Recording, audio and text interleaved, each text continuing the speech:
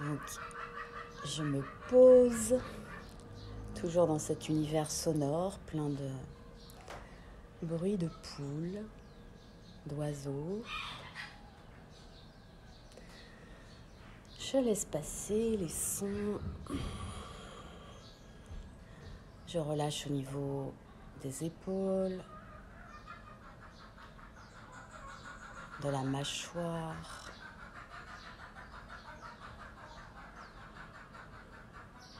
Je prends le temps de sentir le poids du corps, le poids du corps dans les ischions, les chevilles, les mollets, ou le dos pour ceux qui sont assis, allongés.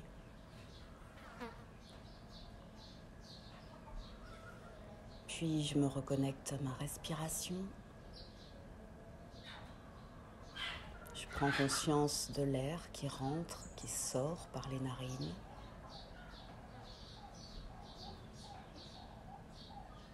J'observe. J'écoute.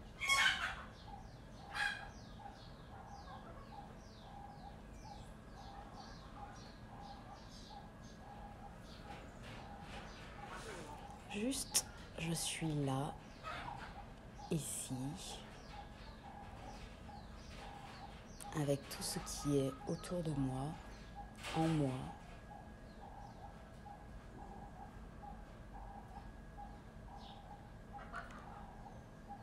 Et la phrase de la semaine, c'est donc « J'intègre la charge émotionnelle ».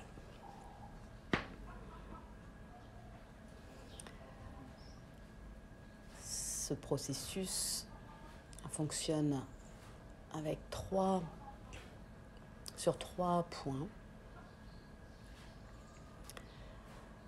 D'abord, c'est comment reconnaître le messager, c'est-à-dire le moment où mon corps va m'envoyer un signal de mal-être, d'agacement, une émotion que j'ai tendance à qualifier de négatif. Et au moment où je ressens cette émotion, ce petit signe,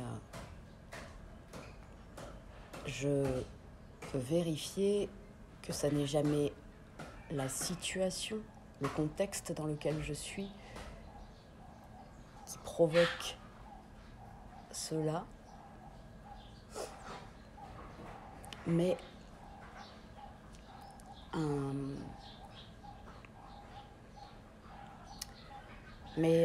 quelque chose qui vient de plus profond, qui est en moi, qui me dérange, qui fait écho à ce qui se présente dans la situation.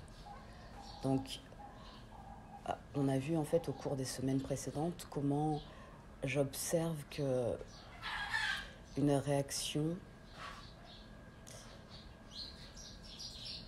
n'est jamais extérieure, n'est jamais vraiment extérieure à moi, mais plutôt à chercher à l'intérieur. Et le deuxième point, ce serait comment accéder grâce à l'intuition à l'origine en fait de cette émotion. On peut y avoir accès, on peut aussi ne pas y avoir accès, mais au moment où ça arrive à l'intérieur, juste pouvoir se poser cette question: à quel moment j'ai déjà ressenti cette émotion-là? Et puis laisser la question. Il ne s'agit pas de faire entrer le mental dans ces histoires d'analyse et toutes les petites histoires qu'on a l'habitude de se faire à partir d'une situation. Il s'agit juste de lâcher une question et peut-être dans l'instant, peut-être plusieurs jours après, d'avoir une sorte de flash, de vision de « oh, C'est ça qui se cache derrière cette peur, cette colère, cette angoisse. Et le troisième point, c'est de ressentir inconditionnellement ce qui se passe à l'intérieur du corps. Donc, ne pas s'échapper, ne pas, comme d'habitude, aller s'attacher à prendre son téléphone, ouvrir la porte du frigo, appeler une copine, vider son sac. C'est juste prendre quelques secondes, parce que ça ne dure jamais plus de quelques secondes, voire une minute, et rester avec le phénomène qui se passe à l'intérieur. Regardez, écoutez, comme là maintenant. Et ça se passe toujours dans le présent. Et ça ne peut se passer que là, au moment où ça se vit.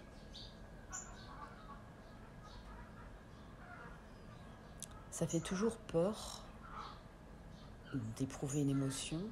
Il y a toujours un aspect de nous qui a pris l'habitude de fuir, d'éviter, d'accuser l'autre ou la situation.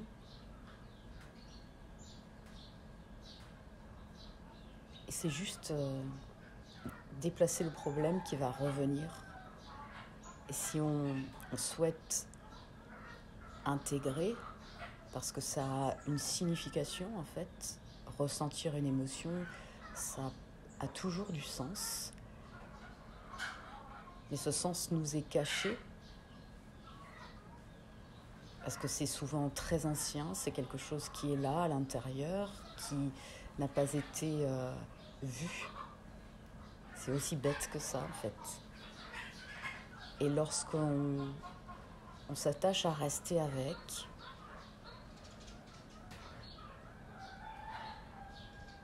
alors ça s'intègre. Ça veut dire que ça, pour toujours, ce phénomène-là s'arrête. Et puis il y aura d'autres messages parce qu'on a été longuement conditionné à réagir, à être réactif à ce qui nous arrive, plus que d'aller chercher dans l'introspection. Donc on a beaucoup mentalisé les choses et observer à l'extérieur de nous au lieu de juste écouter ce qui se passe et rester avec. Et c'est en ça que le yoga peut être aussi une pratique vraiment intéressante, parce qu'on va avoir accès aussi à des épisodes douloureux, difficiles,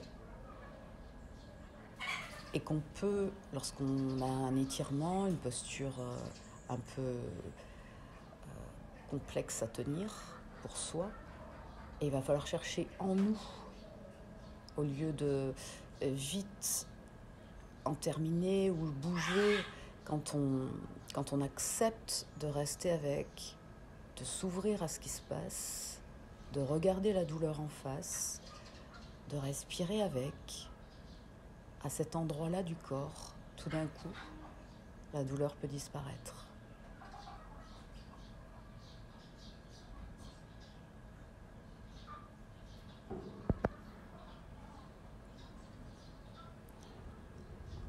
Puis je vous propose de rester en silence sur les 10 prochaines minutes.